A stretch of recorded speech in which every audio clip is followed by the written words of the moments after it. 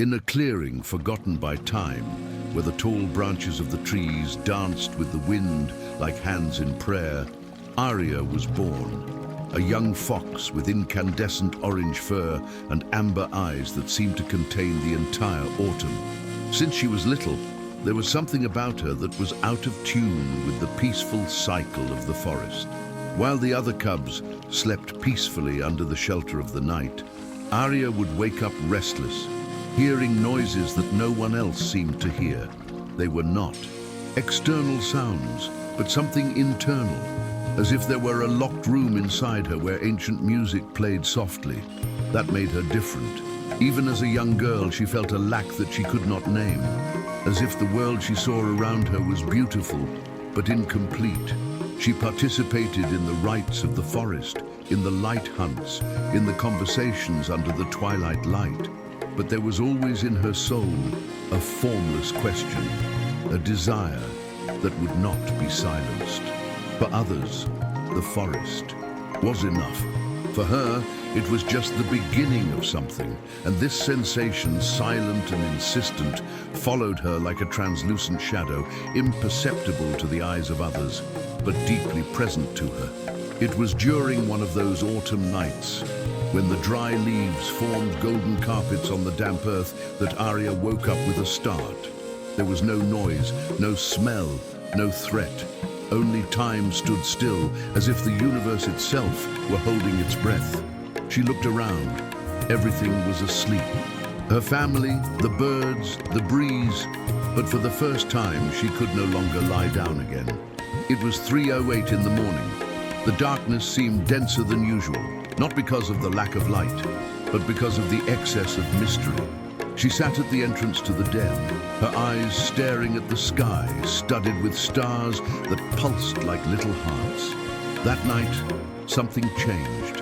What had previously been just restlessness took shape, a silent vigil. From that day on, her sleep was never the same. Every night, between 3 and 5 in the morning, she woke up. It wasn't a physical awakening. It was as if her soul was being shaken by something invisible. The first few times she felt fear. What's happening to me? But the fear gradually gave way to curiosity. Not just any curiosity, but the kind that hurts, because it's not about wanting to know something, but needing to know. She tried to seek explanations from the other animals. She told her dear friend, who suggested calming leaves. She spoke to an elderly badger who recommended sleeping on the other side of the den. She even consulted a mystical crow who said he could predict the future in the shadows of rocks. But no answer got to the root of what she was feeling. They all seemed to look at the symptom, never at the cause. And what hurt Arya the most was precisely the loneliness of feeling something so profound and not finding anyone who could truly understand her. It was like screaming in a dream. She felt like a bridge between two worlds, the visible normality and the invisible one that pulses between the lines of existence. And so she began to keep quiet. She stopped trying to explain. She began to carry her doubts like someone carrying a stone in their pocket. Discreet, but bothersome enough to never be forgotten. During the day, she smiled. At night, she remained silent. And in that silence, a part of her began to be lost. Not out of weakness, but out of exhaustion. It was too hard to carry the invisible alone. It was then, one morning when the forest seemed suspended between worlds, that Arya, exhausted and sad, found her mother sitting in front of an ancient tree trunk. Nara was a fox with fur burned by time, with eyes that knew how to listen more than judge. When she saw her daughter there, with trembling paws and a heavy heart, she didn't ask any questions. She simply offered her presence, and that was what broke the wall. Arya cried. She cried like someone who has finally been seen. And in the midst of that humid silence, her mother said, "You wake up because your soul wants to speak. That is not weakness, it is a calling." Then she told her about an old friend who lived in the highest branches of a sacred tree, Athena, the ancient owl. "She won't give you answers, Arya," her mother said, "but she can teach you how to listen." and it was as if the wind changed direction inside the young fox's chest. That same night, without waiting for dawn, she left. She didn't know the way, but something inside her knew, and that something was stronger than any fear. The path she followed was made of symbols. There was a teardrop-shaped leaf on the ground. A broken branch drew a circle. An unknown scent came with the wind and disappeared soon after. Every detail was a message. Arya continued without knowing if she was going in the right direction, but without being able to stop. The forest, which during the day seemed familiar, at night took on a different skin. The shadows spoke. The branches seemed to point, and the sounds came with intentions.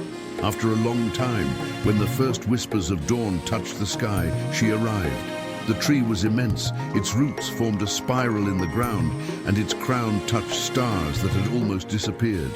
On the highest branch, Athena was waiting for her.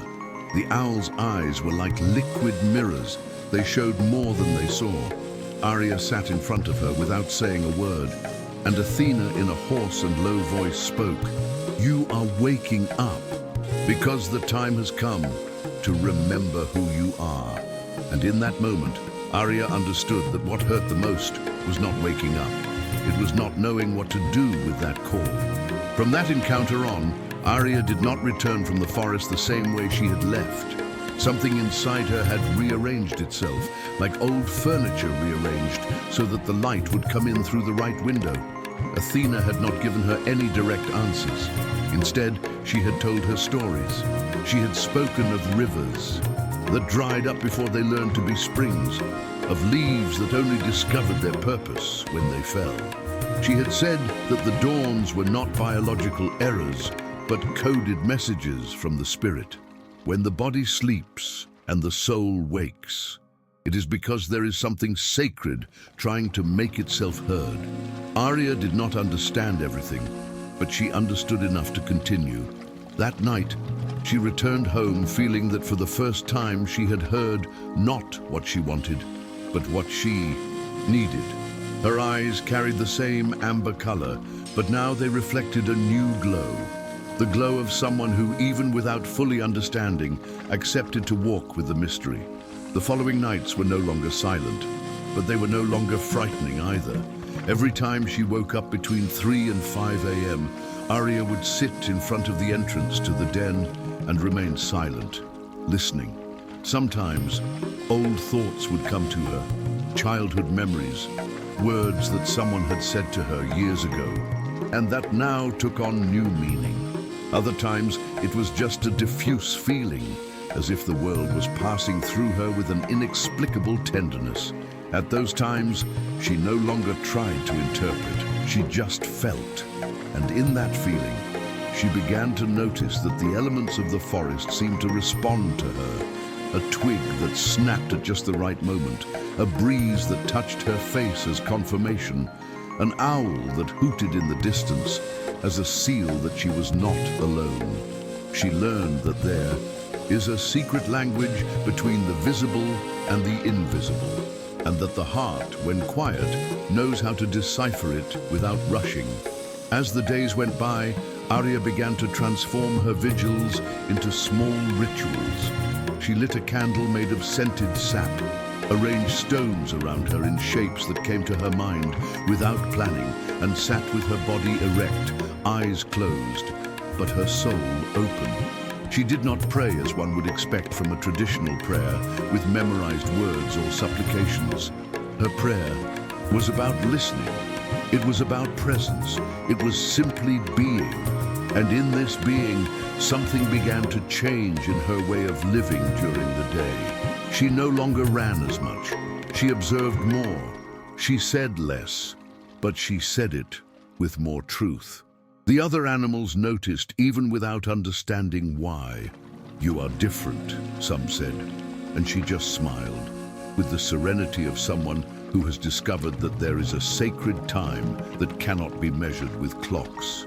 She discovered that the dawn, once feared, was a portal, a place where the divine leaned down to whisper to those who had the courage not to cover their ears. Over time, Arya realized that waking up was no longer mandatory. Some nights she slept deeply, as if her spirit were at peace. Other nights she woke up but without anguish, with lightness. She understood then that the cure would not come from the absence of the calls, but from their integration. When the soul is finally heard, it no longer needs to scream. And this was new to Arya. The insomnia that she had previously carried as a curse was now a reminder of an invitation that she accepted.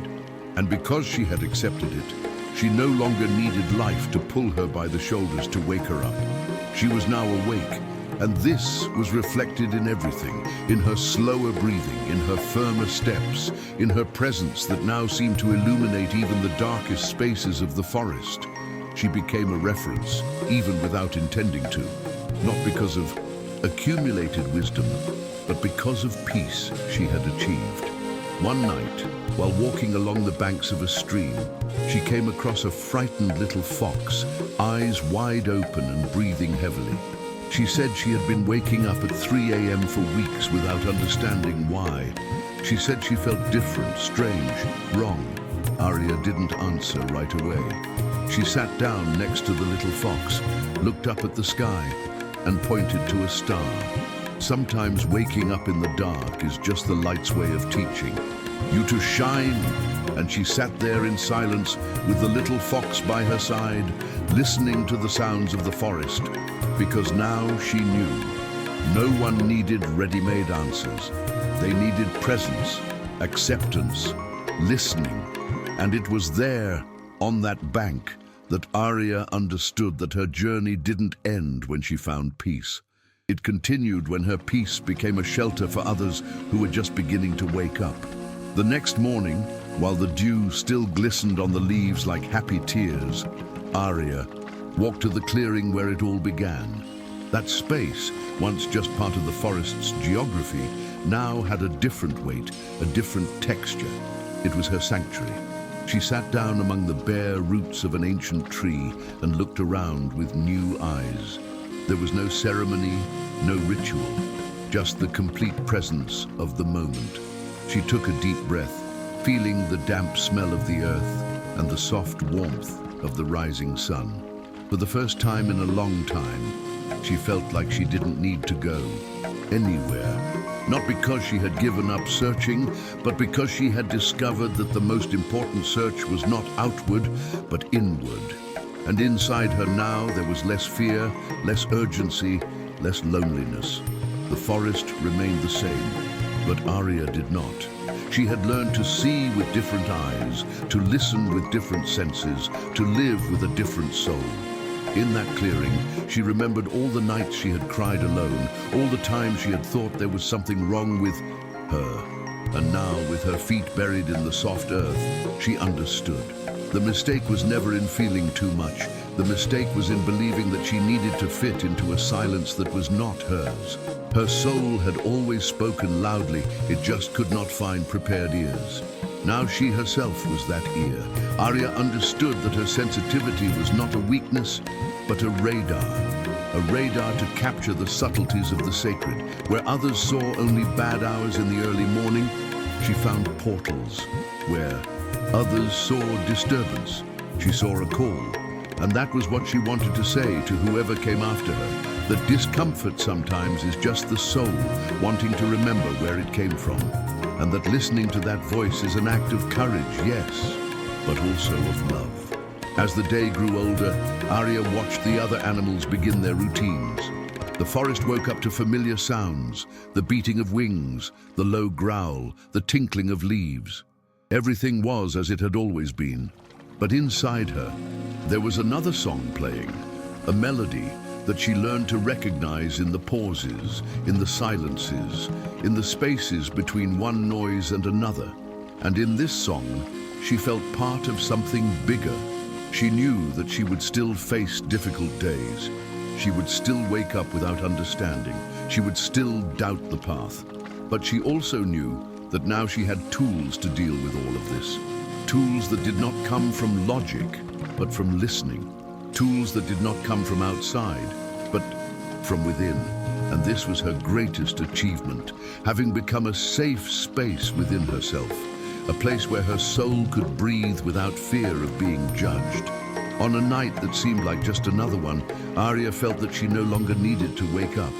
She slept whole, deep, surrendered. But even in her sleep, she dreamed of Athena, who said, "Now you know, when the soul awakens, the body rests." She woke up with a soft smile, as if she had been touched by a blessing. And that day, she walked through the forest, not as someone who seeks, but as someone who offers. She looked into the eyes of others with such complete presence that some even became emotional without understanding why. Her strength now came not from how much she knew, but from how much she felt. And that in itself was healing. The forest needed Arya, not as a guide, but as a living reminder that it is possible to go through pain and still flourish. She was proof that the soul, even wounded, can become a shelter. The deep, following days were full of encounters, unplanned, unscheduled, but meaningful. A squirrel who was beginning to doubt its importance, a young owl who could no longer hear its intuition, an otter who cried hidden in the rocks. Arya listened to them. She didn't say much. Sometimes she just stood there, breathing along in silence. That was enough. She knew that it was not her role to solve other people's pain, but to bear witness to it with tenderness. That was what Athena had done for her, and now it was what she did for those who sought her out. The clearing that had once seemed empty was now a place of nocturnal gatherings, quiet conversations, deep contemplation. And when anyone asked how she knew what to say, Arya would answer simply, "I don't know, but I listen." And that, in the end, was always enough. Over time, the forest began to change, not in appearance, but in atmosphere. It was as if the air itself had learned to listen. And those who had previously spent the early hours of the morning trying to sleep at any cost now began to respect what could be revealed in them. Arya had lit a candle in the silent darkness, and its flame, without fanfare, spread warmth to other cold souls. No one found it strange anymore when someone said they woke up at 3 a.m. It was as if this was now part of a secret, shared language.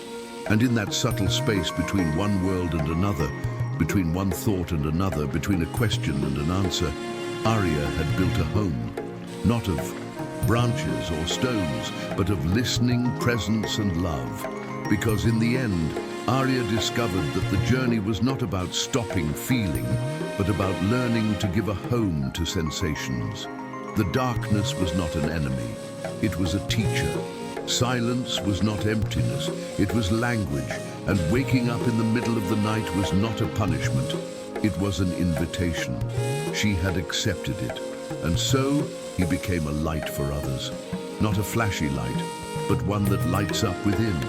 And this, perhaps, is the most sacred of transformations. Have you ever woken up in the middle of the night with a restless heart and an agitated soul without understanding why? What if this is not a problem, but a calling? Share in the comments.